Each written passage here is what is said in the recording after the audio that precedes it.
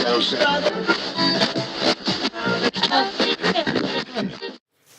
up, guys? Welcome back to another episode of Let's Talk About It.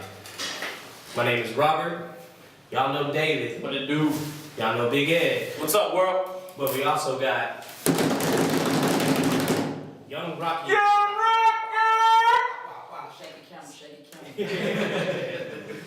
So, Young Rocky's from Houston. What part of Houston you from, man? Third Ward. Third Ward. Houston, Texas. Yes, sir. Born and raised. Okay. Man, I'm not from Houston. I'm from overseas, so since we started this, I'm learning new parts of every Houston. So how long you been in the game, man? When we say game, I could say I've probably been doing it about almost 10. 10 years? Yeah. Okay. Been taking it serious since like the age of 18. 18? Yeah, 29 now, so going on there now. Okay. So you started like you said 18. Mm-hmm. You started perfecting the craft at the age of 18. No, I actually started perfecting my craft at the age of 13. When I okay. actually like had like the knowledge to record and do like all the other stuff and promote YouTube, all that social media pop. I was 18, so I was able to like flood the internet and everything. So Okay, all right. That's what's up. Yeah, and your hits were sex on the sex is on my mind. Sex on the mind. Yup. Get your bird. And also I had another song called Off the Muscle. Off the muscle. Yeah. All right. Like, Sex on My Mind was a big hit in the streets. Yeah, that Huge hit. that one, Off the Muscle, and actually it was another one I had called Elmer Fudd. Okay. Elmer Fudd, yeah. Elmer Fudd, yeah. So I've been pushing those like over some time now, but I've dropped projects since, mixtapes, little EPs, little free albums and stuff like that. Since you said once you dropped those hits, you also had a drought. In between that. So in between. What was going on with that drought? I mean, I know people was like wondering what the hell was going on because you had 3 major hits in the streets. Yeah. And then I'm not saying you fall off, but I'm saying it's like you had a drought. Nah, pretty much what heard from you. What the situation was I wasn't like necessarily on the label, but I was dealing with somebody at the time, and I was trying to put my music out. I couldn't put nothing out at the time at all, so that took like years to get out of that. So when I finally got out of that, and I was able to work my way out of that, and then I was actually able to have my freedom as an artist and put out all my stuff. So if you look, you'll see it. And then you'll see like all the other stuff like years later, stuff like that. So the story pretty much speaks for itself. So did everything you recorded with that label? Did you get to keep it or they kept it? Of course, they kept it. All right. Yeah, of course. Oh, so you always know masters. Yeah, I got everything. Yeah. I know that's a topic right now. There was an interview earlier. I think it was this week or last week with Pharrell talking about how everybody should be owning their own masters. Right. Chris Brown just signed a new deal where everything he puts out now is a master. Right. So that's what I was wondering. Yeah, a lot of people get stuck in that where it's like it wasn't necessarily my it was just more so of like the production side. I had recorded like so much music, and the person who recorded it, you like wouldn't release it. Like he lost his hard drive, a whole bunch of crazy stuff. You see what I'm saying? So I was kind of like in a position where I couldn't really put nothing out. And I know people get serious about that because I remember, I don't know, it was like 2 or 3 years ago, Ryan Leslie lost a whole laptop. He's like, I'll give $1 million to everybody who turns it in. I was like, $1 million? I was like, he must have some hits on there. He got some hits. I think that was a case. He had a case.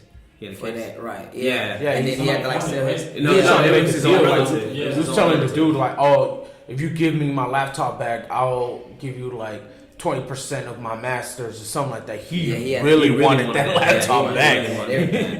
For so many years, he get like a percentage of his masters until he paid the guy off. So, but man, that's pretty much what happened. And like when I actually started. I think my first video that I put out, I think when it came, it was like 100 freestyle, if I'm not mistaken. And then after that, I just took off. Yeah, because I know I listened to the Gucci Gang one freestyle. That was dope. Appreciate you got a lot of ones. Free Smoke was good. You just dropped that 3 weeks ago with the video. Sir. Yes, sir. Those are all good. Yes, sir. I like them. More to come. More to come. More to come. I might drop something tonight. Okay. So you dropping exclusive for us now? Man, I'm in it. I'm feeling myself, man. Okay, all right. Yeah, like you saying you're dropping freestyles and that was just proving to the people in the streets, like, hey, man, I never left. I've been here. Pretty much. I'm here to stay. Go live on Instagram. Pretty much. What happened was a lot. You know, I'm more of a lyricist, I would say. So from where I'm from, it's a lot of people rap, and this is like pretty much everywhere. Like people rap, people trap, people do a lot with the music. Yeah. Me, I'm like so cold-hearted on lyrics. I'm big on lyrics, so I can actually rap over a trap sound or a party sound, and you still hear knowledge or you still hear lyrics in the track.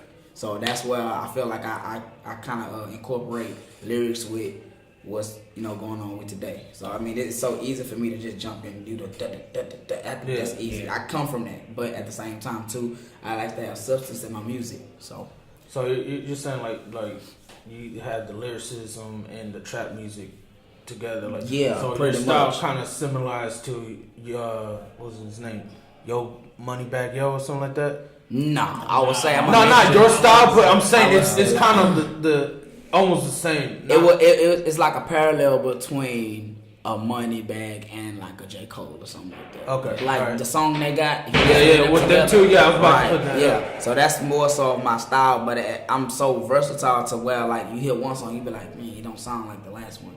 Yeah, and it's like I might be like boring you to death on one song, other one I'm talking to you, the other one I'm preaching, and then another one I'm just like I'm just happy. Yeah. And then like of course the ladies, I gotta keep some of those. I love that. Who'd you grow up listening to? Because I know everyone who starts the game, like there's always that one person or a couple of people that got you like wanting to rap. Tupac. I gotta say him first. That's my favorite rapper, number one. Tupac. Biggie. Wu-Tang. Okay. Let me see. Snoop. Big L. Cassidy. Of course, Jay. So 50. And the older I got, it just started kind of like changing. So it's like I started listening to like even like there's chapters. Even like Justin Timberlake's, I love like R&B more than rap. So I would actually gravitate from like I'll sit down like just listen to rap music all day, and then I eventually go into my lover boy mode, I guess I call it. And I start listening to all types of R&Bs and stuff like that. But I mean, as far as the rap stuff goes, I would say my biggest influence would probably be Tupac. Yeah.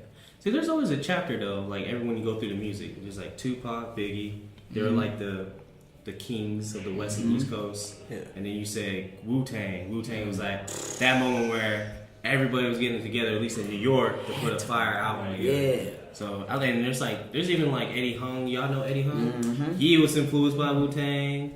Even the guy from what's that big Seth's friend, the other dude. Seth. From Seth Rogen. I'm sorry. Oh, Seth Rogen. Seth Rogen's friend. Oh, what's his name? He was in a movie with McLovin, the fat guy. Jonah Hill. Yeah. He made a movie from the 90s, and his influence was hip hop. Like Wu-Tang had a big influence on it. So I just feel like those three right there. Drew a lot of people in. Right there. And then what gravitated me to it when you said Big L. Not a lot of people say Big L. Yeah. Big L is like the most slept on East Coast artist. Man, like it's I like those, like that whole era, like the Big Pun, Big L, LL Cool J, like that whole era. Like I'm a little bit up in age. Yeah. And I have a 37-year-old sister and a 34-year-old brother. So at the same time too, I was listening to what they was listening to. So I had no choice. So I kind of like came up in the music fast. Like it was like it was imperative that I listen to this music. It was like if I was listening to anything, it's like, oh, you whack. And I'm like the third oldest out of 6. So they're like, oh man, you ain't listening to what we listen to, you whack, So, And then I'm real big on beats as well too. Not beats, but just production overall. So, What's your favorite song so far that you dropped yourself? You got all these freestyles, you got songs. It's like there's that one where you're like, man, it's that go to.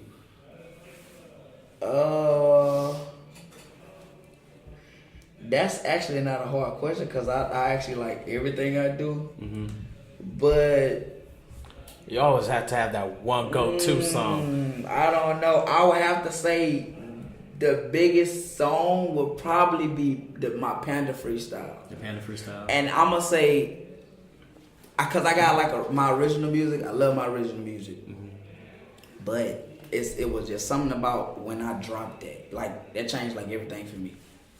That was like the first video that hit like 200-some-thousand views on YouTube. And like, I had to like disable the comments. Because it was like crazy. I didn't want nobody like, they was like, oh man, you, and I kept getting feedback. I was like, so I got the most feedback from that one particular freestyle. But, I mean, that'll probably have to be my favorite. That'll probably have to be my favorite. This one right here. Okay. Hold on. Best motherfucker I like how you recorded it at the Harrisburg Museum. I feel like it's like an iconic place. It is. I incorporated it, and that was like my intro, like my introduction, saying like, "Hey, I'm here." It kind of was like my second comeback almost, and like if you just hear the bars I'm spitting on that, it's like I'm and then I go back slow, and then I kind of like it's like I got different cadences in it, and then I just get they like, wow, this guy can rap. I'm like, I've been telling y'all this. Bars. Yeah, bars, pretty much. So, it's battle right here, right now. No, I was kidding. So how would you say your music has changed from when you first started, or from when you first started taking it seriously until now? I actually know what I want to do with it. I actually know what I want to say. I actually know like how to like put it together and get my message across. Because at first it was like I was doing me, but I didn't feel like I was really kind of like doing me all the way, because I kind of had people saying, hey, maybe you should do this. And I'm always a firm believer of trying something if somebody got an idea. And it actually worked. Yeah. But I cried, like my brother could tell you the story. Like I cried, like, cause I didn't want to rap like that. They were like, "Nah, man, you young, man, you got hair, you cute, do this." I'm like, I don't want to talk about that, cause that's not my life. Like I literally was like in the streets, so I was rapping about what I was doing in the streets at a young age. Like I was at a young in the streets, but I wasn't like just like throwing pistols and doing not that type of shit. But it was more so of I was actually going through some stuff.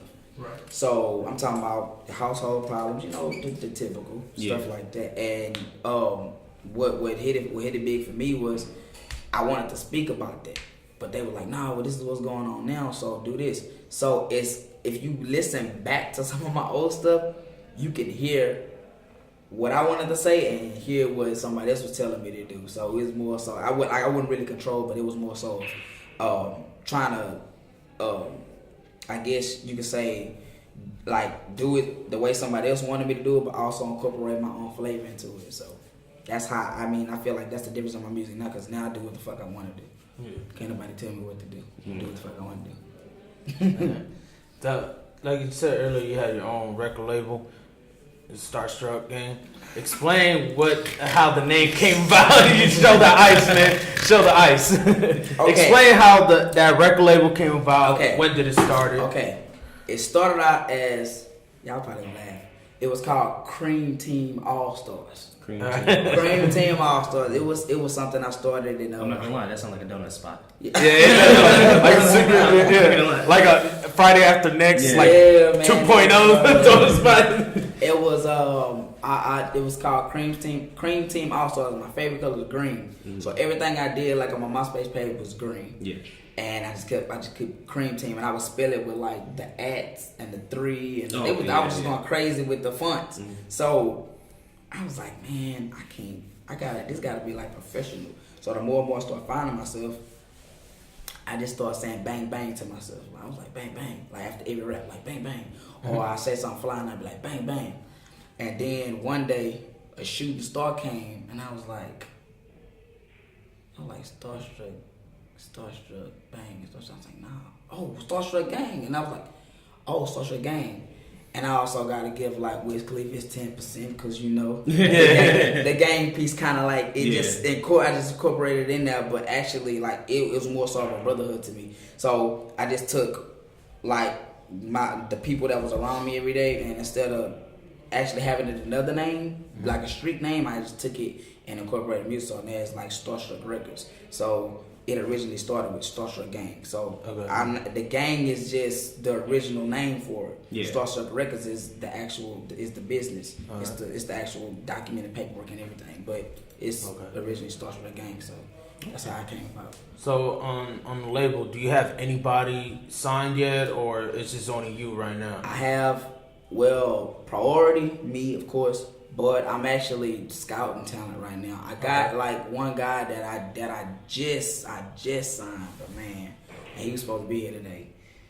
Yeah. Situation happened. Oh, okay. Situation happened. All I'm gonna say is this. All right. Man, free my boy. It's Kevo Dundada. That's who I just signed to the label. And I also got other artists. I have City Boy Paul. I have Big Ed. I got the question's gonna come to me right now when you said that. So I got it. You know, he got an album coming out. It's called Starting Over. Yeah, Starting Over, eating donuts. Wait, what? You got an album coming? Yeah. All right, I'm gonna explain this to the people out there. The whole Starstruck Gang, like people don't know this, but me and Rocky used to work together out in the gas and oil refineries and stuff. And out of nowhere, I was just jamming the music, whatever, on his truck, and he came out on his truck. He goes, "Hey man, what you jamming to, bro? This shit hot." So we started jamming to my favorite rap artists on my side of town, like Bay Area, Oakland, Richmond, San Francisco, and he was naming these artists. And ever since that, I fuck with him. And that's how we clicked in. So we keep each other on. He knows more about Bay Area music than I do. So it's crazy. It's like, so we tapped in on that, and next thing you know, I was telling him, I was like, yeah, man, I'm trying to do this and this with my life, like the podcast and everything. And he was like, yeah, do that, bro, this and that. And he's like, man, I'll see you like on your Instagram, you used to promote and all. I'm like, yeah, I used to do that, but I kind of chilled down a little bit. And that's how it came about. Like, you know what, man? I need somebody to help me out promote this music and give me some shows and everything. So ever since that, he basically, it was just a handshake, and he was like, "You're signed to Starstruck Gang, and it's over with." So that's how it came about, and the whole him saying that I'm dropping the album or nothing like that. It's false. Like you about to drop a reggaeton album. It's false. It's not. If I'm ever gonna drop a song or anything, it's gonna be under Starstruck Gang. I put him on the intro or something, Yeah, he put me on the intro. The intro's coming. The intro is coming. It's gonna be a fire ass intro. There's gonna be a collab with y'all. Yeah, it's gonna be a collab with me and Young Rocky coming soon, for sure. Hey, something new. I didn't know that. Did you know that? Yeah, I'll just drop it exclusive. Keeping secrets. Yeah, we got to, baby. So when you said the project's coming up? Yes, sir. When is this gonna drop? Yes, sir. Okay, I got a surprise for y'all, but I'm gonna answer your question first. Okay. The first project is gonna drop February the 5th. Okay. That's a special day to me because that's my birthday. Oh, happy birthday! I appreciate you. You can save it for that day too. So February the 5th. Now the second project is gonna drop February 22nd. Okay. The first project is called Before the Fame. Right. That's more like an early project or whatever, and then I'm like gonna release like 10 videos, probably like that's within that same week. Okay. So that's already we already shot the project, like everything's done. Just wait on the release date. The February 22nd, that album is called Rolls Royce Phantom Dreams. It's a cartoon based artwork. Or whatever. I like to be different. So it's like me standing in front of a Rolls Royce, and that's like the actual album. That's like my baby. Okay. That's like what y'all gonna hear like since the Sex on My Mind, everything. Y'all hear everything I've done up until that point. It's like a 15-track album. Yeah, so I'm really hitting you over the head with probably like 30 songs within a 2-week time frame, and probably like 30 videos on the 2 times. So it's almost like a mixtape before the album, like they did back in the day. Kind of, sort of, yeah. Oh, yeah, but it's all original music.